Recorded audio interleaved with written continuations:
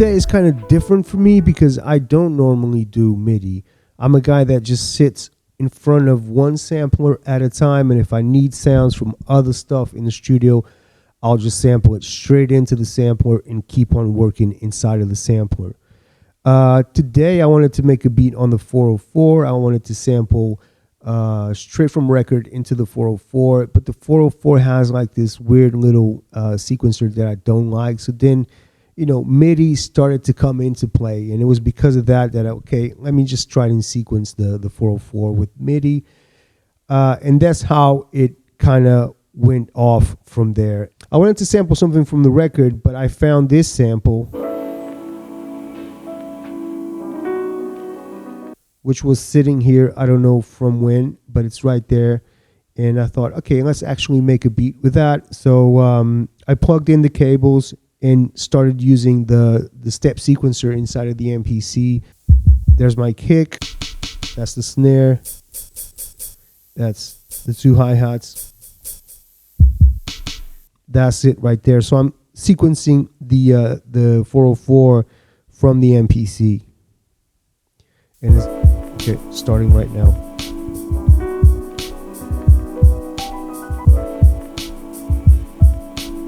And that's it. So it's doing that, and I'm thinking like, okay, so now I need a bass. Let me connect the Moog.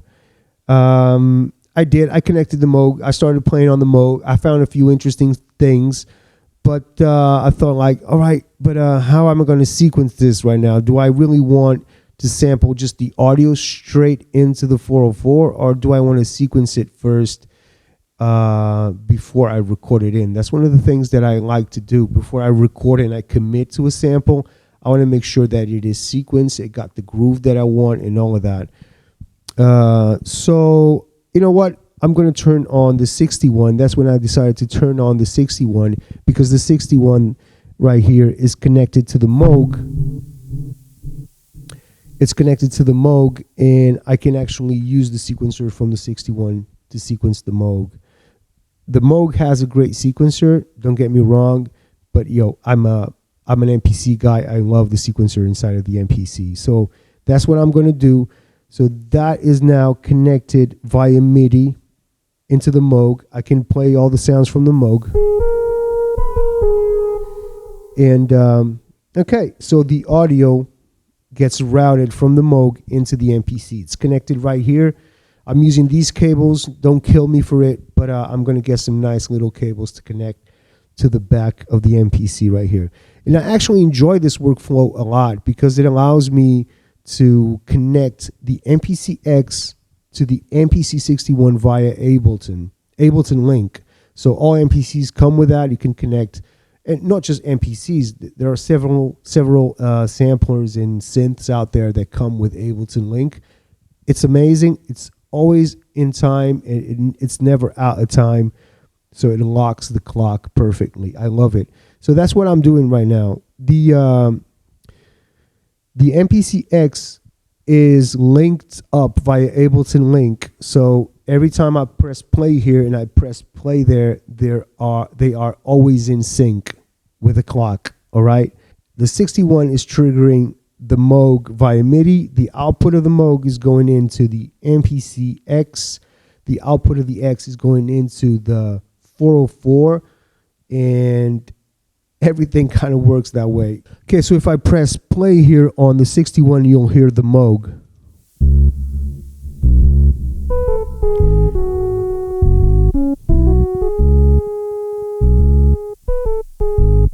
And if I press play on the MPC, it will start in time.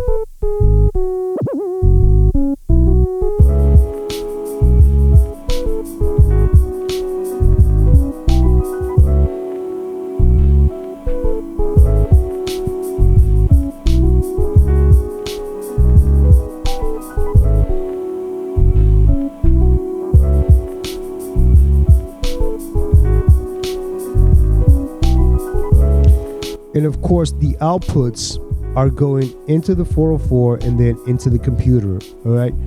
So it's a very simple. I like this way of working. Actually, I'm going to be doing more of this. So I got to stop both of them.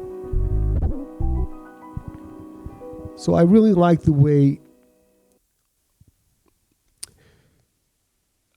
I like the beat, but to be honest, I have to resample everything into the MPC and just mix it properly. I don't like the way it's sounding. I'm sure I can make it sound way better than this. But I did find a way to work with the Moog, which I really like, which is, sequence. If I want to make a bass line, I can make it on the 61, record it on the 61, and then whenever it's ready to be sampled, I can just sample it into the MPC. Ableton Link will be perfect for that. Of course, in the end, you don't want to be saving this here, that, saving whatever's in the 61 to the 61, whatever's in the Moog. You don't want to be doing that. So I want to sample everything into the X and save it as a project. And that's what I'm going to do.